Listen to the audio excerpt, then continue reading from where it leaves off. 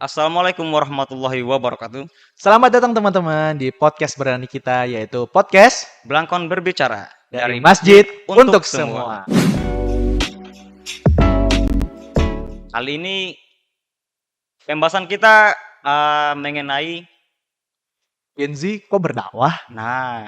sama kita perkenalan dulu nih biar kita lebih akrab. Perkenalkan, nama saya Vicky Julia dan ini adalah Muhammad Zakwan Sakibul Hanif. Teman-teman bisa panggil saya Hanif. Saya adalah seorang mahasiswa S1 di UN Sunan Kalijaga dengan jurusan Hukum Keluarga Islam. Sekarang saya alhamdulillah duduk di semester 7, teman-teman. kita doakan ya semoga cepat skripsinya. Amin, amin, Semoga amin, lancar. amin, amin ya Allah, amin. Oke. Eh, terkait topik kita hari ini yaitu Gen Z kok berdakwah. Nah, itu kita persoalan awal dulu ya. Ini Oke. kenapa kok bisa tertarik sama topik ini? Oke, coba diceritakan. Boleh. Jadi teman-teman, saya seorang mahasiswa S1 kan. Kok tertarik sih pada dunia dakwah gitu kan? Hmm, Alasan yang paling pertama dan menurutnya saya paling kuat adalah karena saya adalah seorang muslim. Dan dulu saya dari SMP, SMA itu saya mondok pesantren gitu. Jadi di dalam pondok pesantren itu saya ditanamkan nilai-nilai Islam dan pelajaran-pelajaran akidah, tauhid dan lain sebagainya seputar oke. keislaman. Dan dari situ saya juga ikut namanya training pencetak kader ya, pencetak kader dai yang dimana kita tuh dicetak untuk berdakwah. Dan ada salah satu ustadz saya yang bilang begini, dakwah adalah cinta dan cinta akan meminta segalanya dari kau. Gitu. Jadi dari situ saya belajar bahwa eh, kita setiap muslim itu berdakwah bukan untuk yang bisa aja, tapi berdakwah adalah suatu kewajiban bagi seorang muslim. Dari situ saya termotivasi untuk tetap berada dan berusaha untuk senantiasa berdakwah di jalan Allah Subhanahu wa taala. Kurang lebih sih seperti itu ya dari awalnya kenapa saya ingin berkecimpung di dunia dakwah gitu awalnya. Berarti ini Anda masih terkait dengan pendidikan di pondok dulu ya? Betul. Oke. Nah, ngomongin soal dakwah nih, kita kan sebagai Gen Z tuh pasti sering dihantam masalah ya. Nah, Banyak banget lagi. apa sih tantangan-tantangan kita Gen Z kalau dalam berdakwah ini? Oke. Ya, tentu saja di jalan dakwah itu banyak sekali tantangan dan cobaannya ya, teman-teman. Dan setiap zaman itu tantangan dan cobaannya itu berbeda-beda. Yang saat ini adalah generasi zilenial, tantangannya tentu saja dakwah kita akan tertimbun dengan sesuatu hal yang dimana itu sangat cepat sekali trendingnya. Kayak misalnya contoh giveaway dan lain sebagainya yang dimana itu upload terus setiap hari. Yang akhirnya dakwah-dakwah kita ini yang jarang kita upload itu akan terpendam. Dan yang dimana orang-orang akan sering sekali melihat konten-konten yang kurang bermanfaat, teman-teman.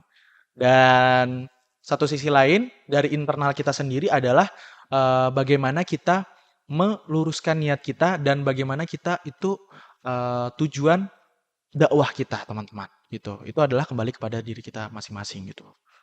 Itu sih. Kalau tadi ya kita ngomongin soal dakwah di media sosial nih. Betul. Nah, itu platform mana sih yang paling bagus untuk Gen Z ini dalam berdakwah? Ah, tentu kita tahuin ya teman-teman, Gen Z sudah tentunya sudah tahu ada Twitter, ya sekarang namanya X, Hmm, ada Instagram, ada Threads, ada TikTok, ada YouTube dan lain sebagainya gitu. Untuk platform yang baik adalah platform yang bagus untuk trending saat ini adalah cuma dua nih, antara Instagram dan TikTok. Dan yang paling cepat untuk trending adalah TikTok, teman-teman.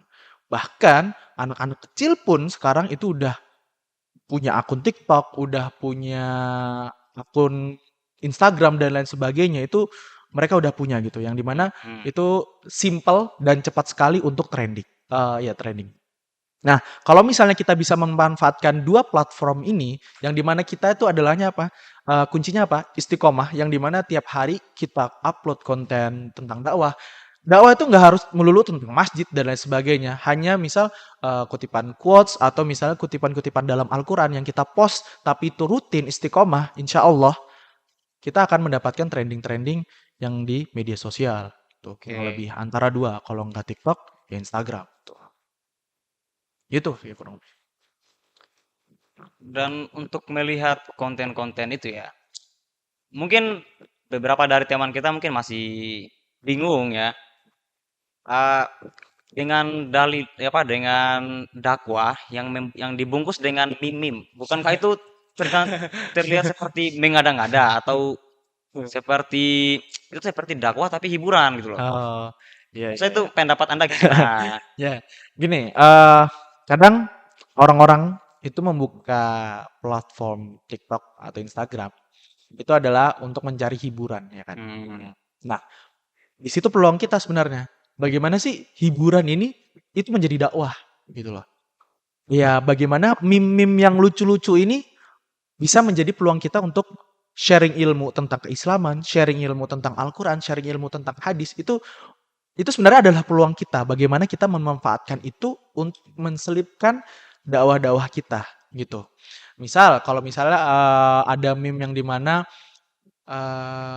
itu menyelipkan selipan-selipan dakwah tentang apapun itulah, sekecil apapun itu, tapi itu adalah dakwah, itu bukan suatu hal yang masalah karena oke. adalah itu bisa menjadi hiburan yang dimana hiburannya ini tuh ada ilmunya juga di dalamnya. Tergantung kita bagaimana membungkus dakwah ini semenarik mungkin.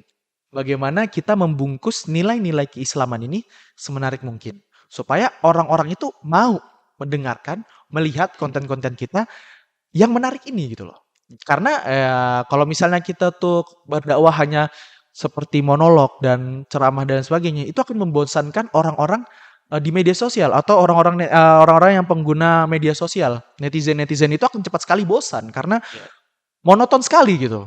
Tapi kalau misalnya dakwah ini, nilai-nilai keislaman ini kita selimuti atau kita cover, kita tutupi dengan hiburan-hiburan, itu akan menarik perhatian-perhatian orang-orang gitu loh.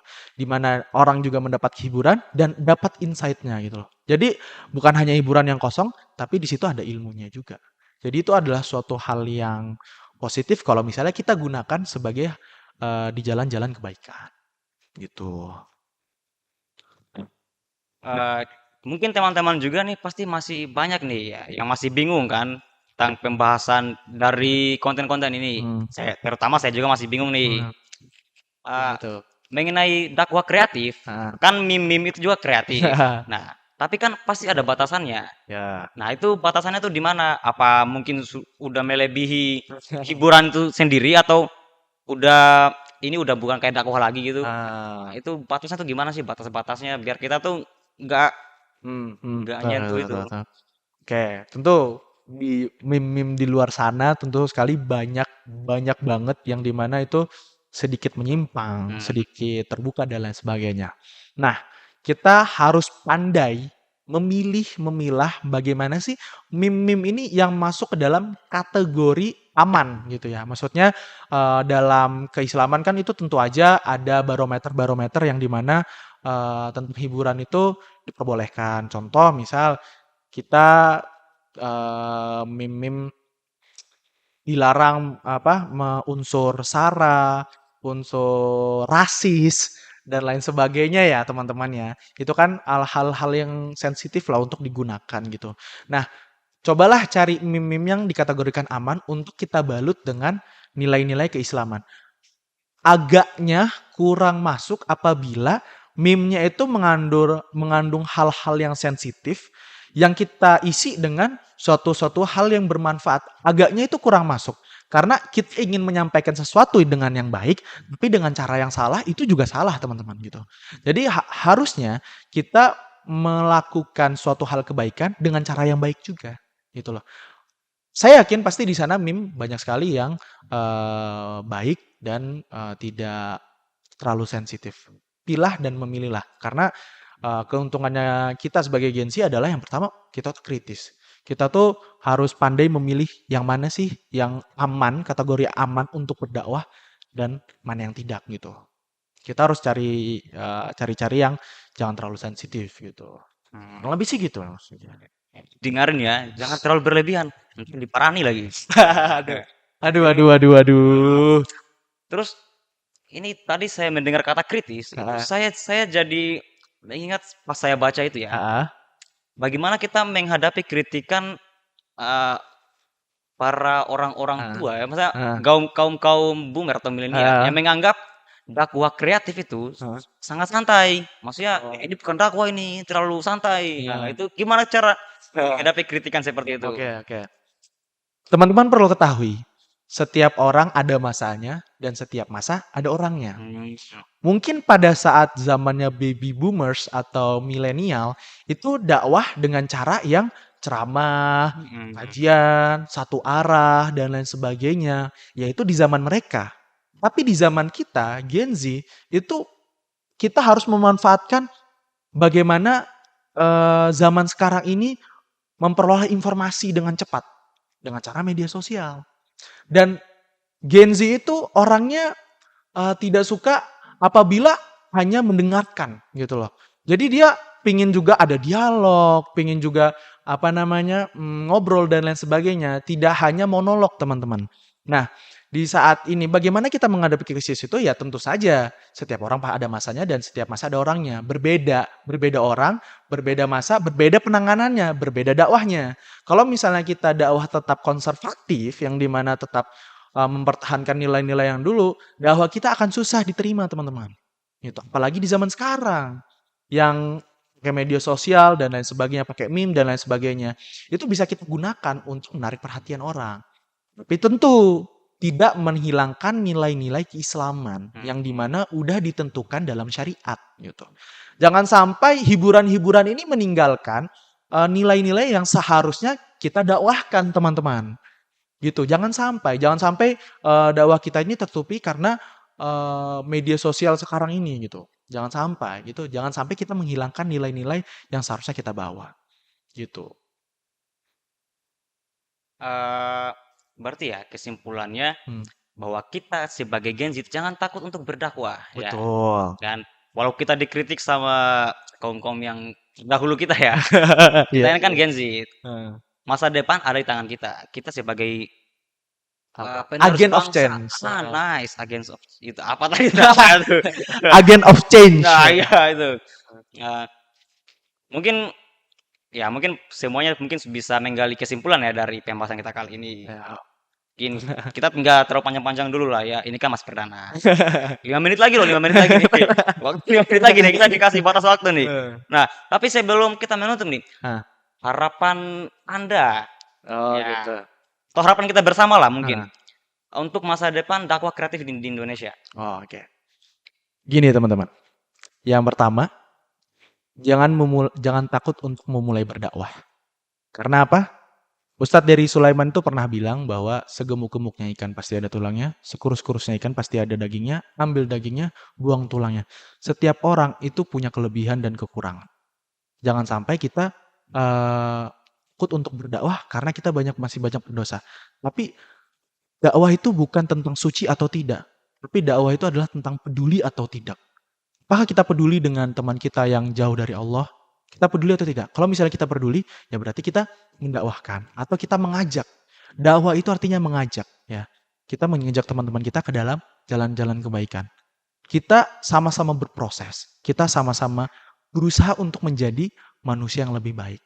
Jangan sampai kita yang masih berproses ini, jangan sampai kita meninggalkan teman-teman kita yang belum mendapatkan hidayah atau belum mendapatkan ilmu, teman-teman. Kita yang udah sedikit mendapatkan ilmu, kita ajaklah teman-teman kita supaya bisa bersama-sama berproses, teman-teman.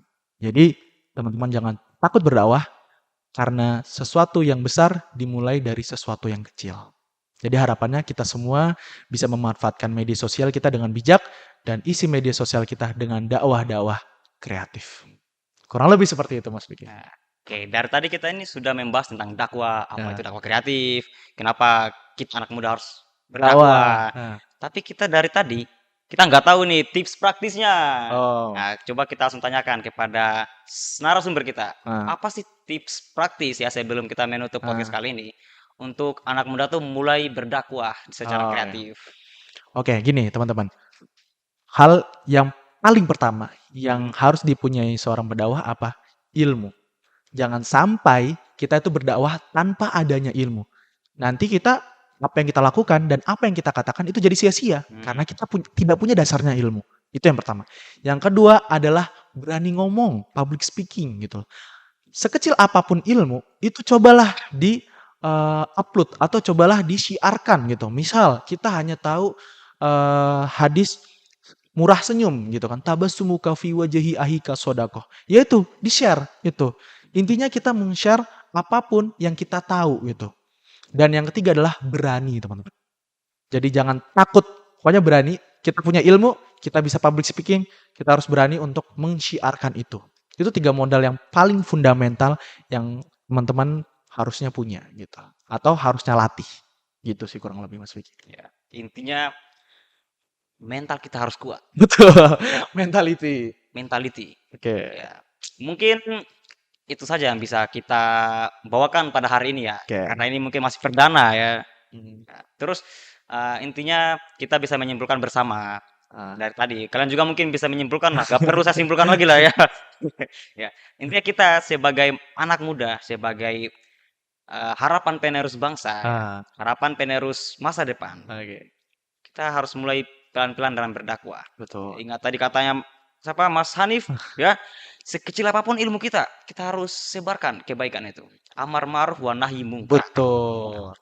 Oke, sampai sini saja mungkin Nah. ada kata-kata penutup. Saya akan tutup dari surah Ali Imran ayat 110, maaf. Kuntum khaira ummatin ukhrijat linnas ta'muru bil ma'ruf wa tanhauna 'anil munkar wa tu'minuna billah. Ya. Oke. Sekian dari kami. Kami Sampai jumpa dan terima kasih. see you in next podcast. Bye bye. Tutup dulu. Wassalamualaikum warahmatullahi Warahmatullahi wabarakatuh.